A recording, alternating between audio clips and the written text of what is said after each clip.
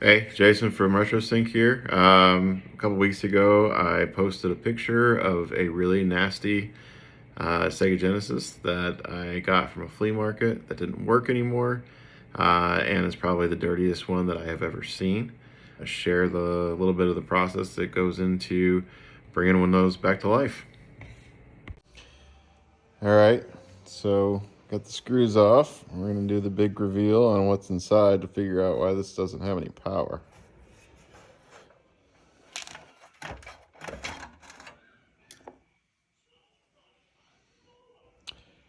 So right off the bat, everything looks normal. We'll dig into it, take some more video. All right, got that RF shielding off, and first thing we want to do is look at the capacitors, see if there's any that look like they're bulging or leaking.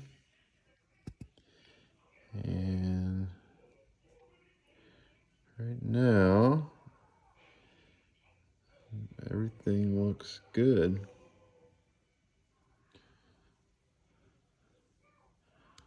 Dig into it a little bit more. All right, so here is the bottom of the board, and we're gonna take a look around, see if anything stands out. So let's take a look at the power port.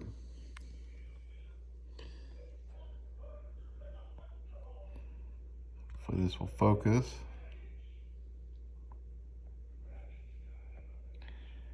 I don't know if you can see that, but we have a broken solder joint on the power port. So let's fix that, see if we get power. So the best thing to do in this case is we're gonna remove all that old solder, get a new, nice clean new solder joint, instead of trying to put new solder on top of old, because it'll probably crack again. So now we have a nice new solid solder joint. Let's get it back together and see if it works.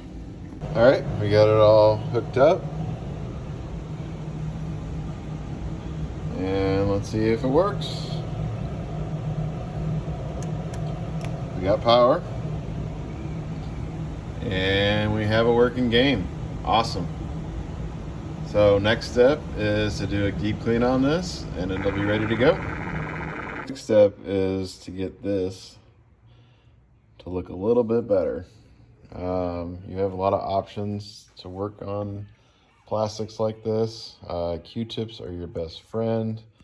Isopropyl alcohol, since it's not water and it dries very quickly, doesn't leave any residue. Toothbrushes are great for getting into small areas, small tweezers. And then for the plastic itself, I use this Novus product for removing scratches and cleaning the plastic.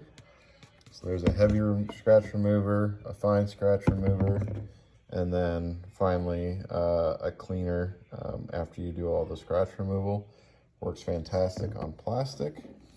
And however, first thing that we're going to do is just some good old water and soap. All right, I'm just going to spray this with regular dish soap. Put some water in it and let it soak for about 30 minutes.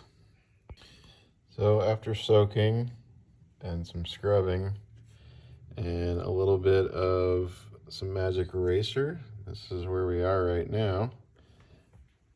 As you can see, there's still some dirt, grime that we need to work on, definitely in this area right here. That's where those tweezers or something really sharp and small come into play to get some of that out. And also the toothbrush will help too. We'll keep working on it.